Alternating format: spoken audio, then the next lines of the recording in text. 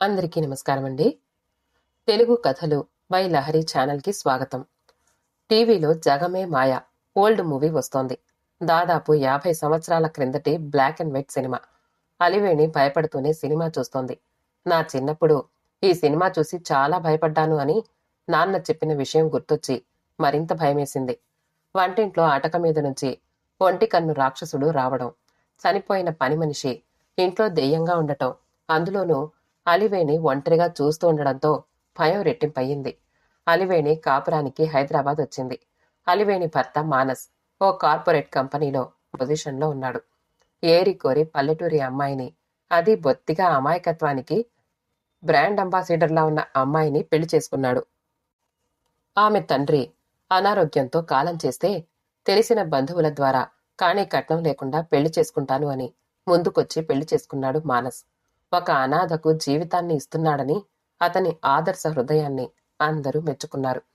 Apartment వాతావరణం కొత్త, అందులోనూ అడుగు బయట పెట్టే అలవాటు లేదు. అపార్ట్మెంట్లో ఎవ్వరూ అలా బయటికి తొంగి చూడరు. భర్త ఆఫీస్కి వెళ్ళగానే తలుపులు వేసుకుని పని చేసుకుంటూ లేదా టీవీ చూసుకుంటూ కాలక్షేపింది. ఆఫీస్లో పని ఒత్తిడి అంటూ భర్త ఈ మధ్య ఆఫీస్ నుంచి లేటుగా రావడంతో ఆ భయం, ఒంటరితనం మరింత పెరిగాయి. తండ్రి మరణంతో పుట్టిన ఊరితో బంధం తెగిపోయింది. వాట్సాప్ వాసనలు ఇంకా తగల్లేదు. ఫేస్బుక్ అంటే నోట్బుక్ అనుకుంటుంది. అలివేణికి ఈ మధ్య పీడకలలు వస్తున్నాయి. అవి పీడకలలు కావు, నిజాలు అని కూడా తెలియని అమాయకత్వం. ఎవరో తనను వెంటాడుతున్నట్టు, ఎవరో ఈ ఇంట్లోనే ఉండి తనను గమనిస్తున్నట్టు అనిపిస్తోంది. ఈలోగా అలివేణి అంటూ ఎవరో గట్టిగా పిలిచారు. ఆ గొంతు కొన్ని వేల మందిలో ఉన్నా గుర్తుపట్టగలదు. తన భర్త మానస్ గొంతు అది. ఆ గొంతు తన బడగదిలో నుంచి వినిపిస్తున్నట్లు అనిపించింది. ఆఫీస్ పని మీద వేరే ఊరు వెళ్లిన భర్త పడగ్గదిలో ఎలా ఉంటాడు? పడగ్గదిలోకి పరిగెత్తింది. పడగ్గది అంతా గాలించింది. ఈసారి హాల్లో నుంచి మరి కాస్త గట్టిగా వినిపించింది. అలివేణి, ఎక్కడున్నావు అంటూ హాల్లోకి పరిగెత్తింది. అక్కడెవ్వరూ లేరు. టీవీలో దెయ్యం రూపంలో ఉన్న పని మనిషి భయపెడుతున్న సన్నివేశం. వెంటనే భయంతో టీవీ కట్టేసింది. ఈ విషయం ఎవరికి చెప్పాలి? ఇరుగు పొరుగుతో పరిచయం లేదు. ఎవ్వరికీ పలకరించే తీరిక లేదు. వెంటనే భర్తకు ఫోన్ చేద్దామని ఫోన్ కోసం టీవీ ముందున్న టీపాయ్ దగ్గరికి వెళ్లేలోగా టీవీ ఒక్కసారిగా ఆన్ అయ్యింది. ఛానల్స్ వాటంతట అవే మారుతున్నాయి. అలివేణి గొంతు తడారిపోయింది. మొహమంతా చెమట్లు. ఇంగ్లీష్ ఛానల్లో ఏవిల్ డెడ్ సినిమా వస్తోంది. దెయ్యం రూపం టీవీలో కనిపిస్తుంది. వాయిస్ పెరిగింది. ఇంగ్లీష్ అర్థం కాకపోయినా సౌండ్కి భయం వేసింది. భయంతో పడగ్గదిలోకి పరిగెత్తింది ఫోన్ పట్టుకుని. అందులో ఉండే ఒకే ఒక నెంబర్ భర్తది. తనకు ఎలా ఫోన్ చేయాలో, ఏ బటన్ నొక్కాలో చెప్పాడు. అది స్మార్ట్ ఫోన్ కూడా కాదు, పాతకాలం నాటి ఫోన్. అటువైపు నుంచి భర్త మానస్ ఫోన్ ఆన్సర్ చేశాడు.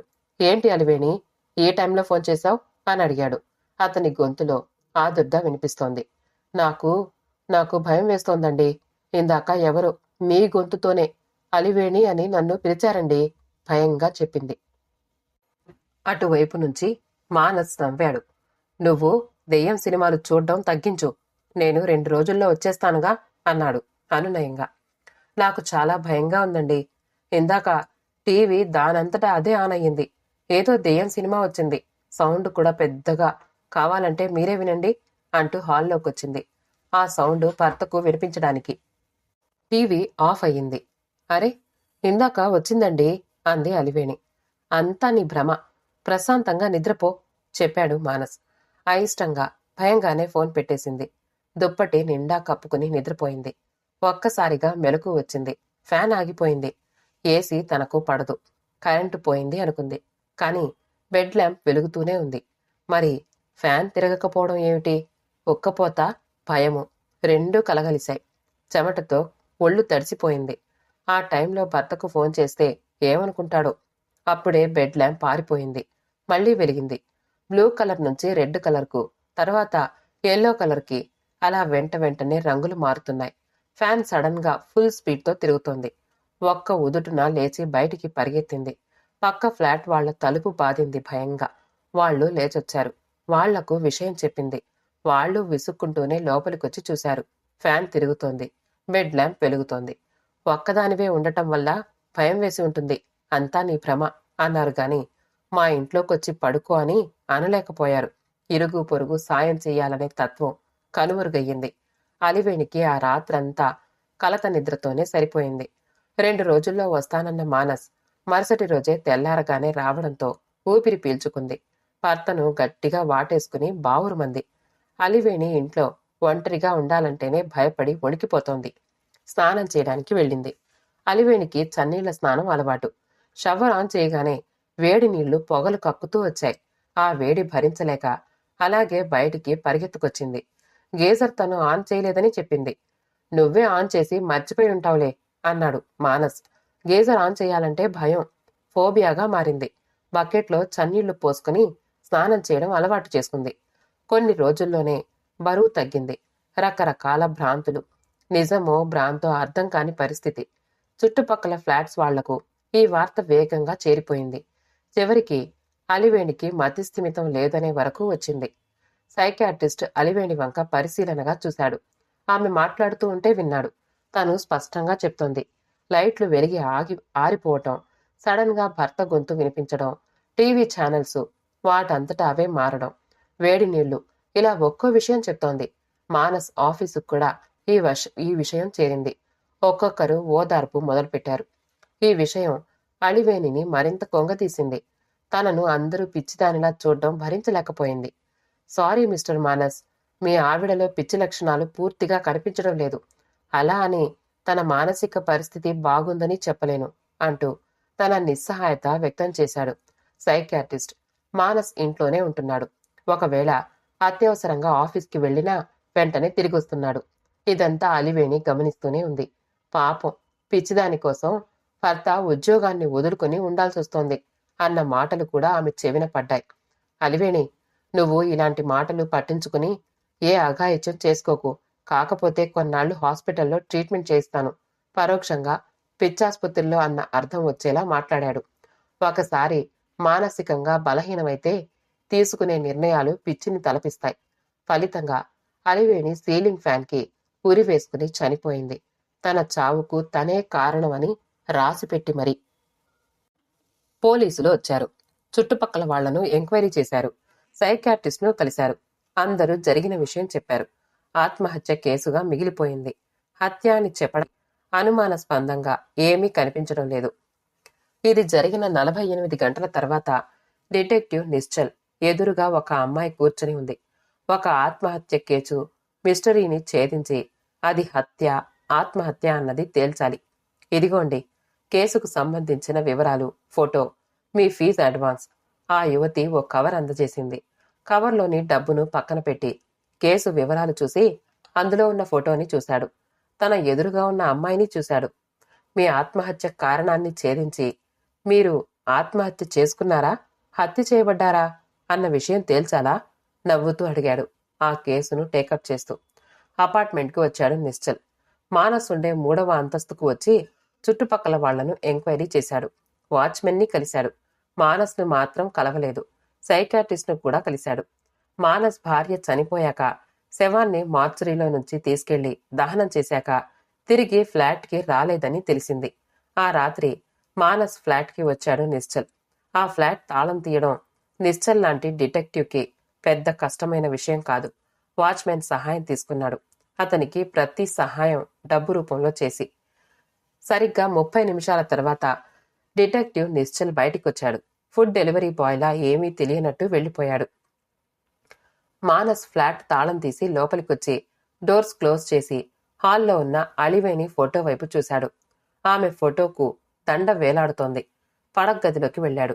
మంచం పక్కనే తను అలివేణి దిగిన ఫోటో. ఆ ఫోటోని బోర్లా పడుకోబెట్టాడు. వెల్లకిలా పడుకుని సీలింగ్ ఫ్యాన్ వైపు చూశాడు. చాలా రెస్ట్లెస్గా ఉన్నాడు.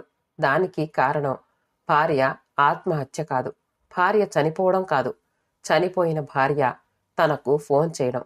2 గంటల క్రితం తను బార్ నుంచి తిరిగొస్తూ ఉండగా వచ్చిన ఫోన్ కాల్. మానస్ బార్ నుంచి బయలుదేరి 5 నిమిషాలయ్యింది. మెయిన్ రోడ్డు మీద పోలీసులు డ్రంక్ అండ్ డ్రైవ్ టెస్ట్ చేస్తారని అడ్డదారిలో మట్టి రోడ్డు నుంచి వెళ్తున్నాడు.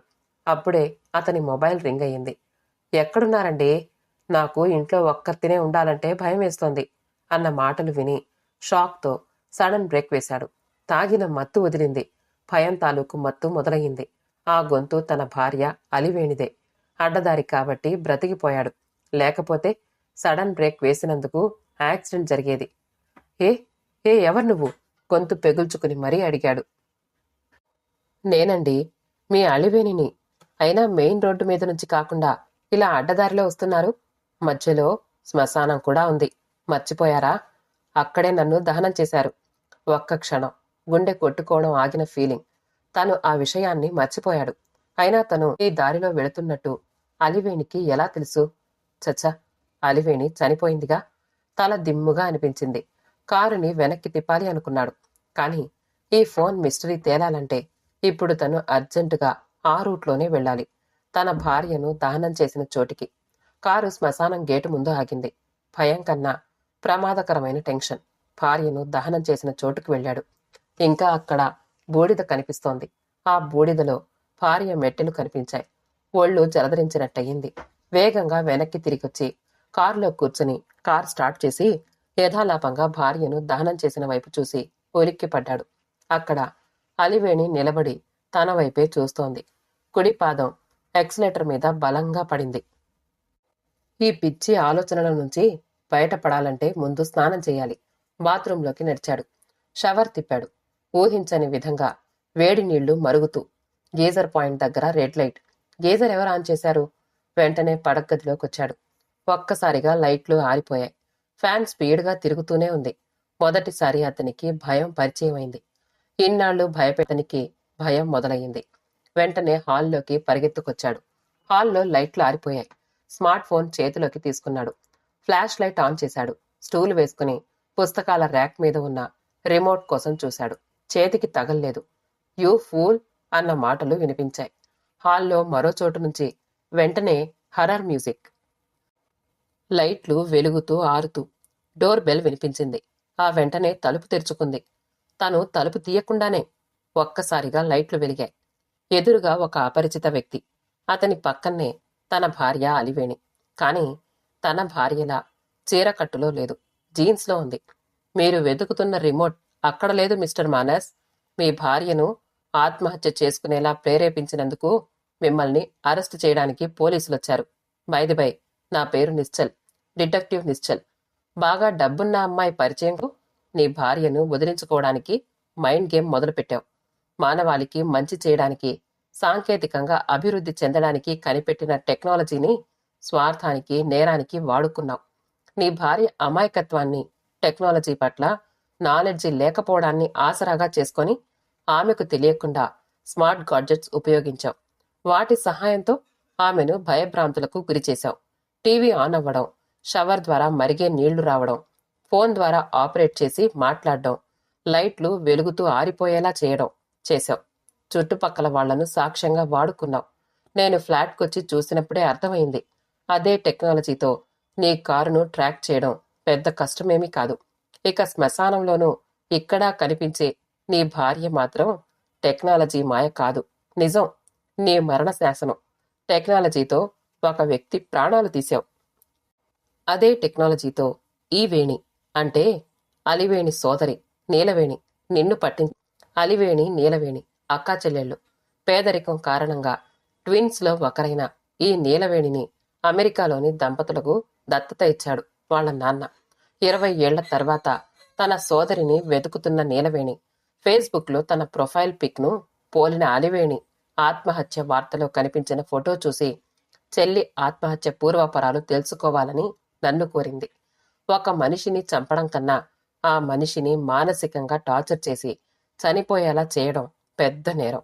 నీ నేరానికి శిక్ష సిద్ధంగా ఉంటుంది చెప్పాడు డిటెక్టివ్ నిశ్చల్. పోలీసులొచ్చారు.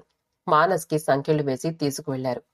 సారీ నీలవేణి, మీ సోదరి ఆత్మహత్య మిస్టరీని ఛేదించాను కానీ మీ సిస్టర్ని కాపాడలేకపోయాను అన్నాడు డిటెక్టివ్ నిశ్చల్. తనను కళ్లారా చూడకపోయినా తన మరణానికి కారణమైన నేరస్తుణ్ణి చట్టానికి పట్టించాను అనే తృప్తి మిగిలింది. అందుకు మీకు థ్యాంక్స్ చెప్పుకోవాలి. ఫ్లైట్ ఎక్కడానికి సిద్ధమవుతూ చెప్పింది నీలవేణి. యాప్లు, టెక్నాలజీని మన రక్షణకు తోడుగా ఉండడానికి ఉపయోగించుకోవాలి. మనకు ఉపయోగపడే యాప్ల గురించి, టెక్నాలజీ గురించి కనీస పరిజ్ఞానం అవసరం. ఆ పరిజ్ఞానం ఉంటే మీ సోదరి చనిపోయేవారు కాదు చెప్పాడు డిటెక్టివ్ నిశ్చల్. టెక్నాలజీ గురించి, మనకు పనికొచ్చే యాప్ల గురించి ప్రతి ఒక్కరూ అవేర్నెస్ కలిగి ఉండాలన్న ఆలోచనే ఈ కథ. కథ సమాప్తమండి. కథ నచ్చితే లైక్ చేయండి, షేర్ చేయండి, కామెంట్ చేయండి. మా ఛానల్ తెలుగు కథలు బై లహరిని సబ్స్క్రైబ్ చేసుకోండి. ఆల్ అనే బెల్ బటన్ని నొక్కండి. మళ్ళీ కలుద్దాం ఇంకో మంచి కథతో.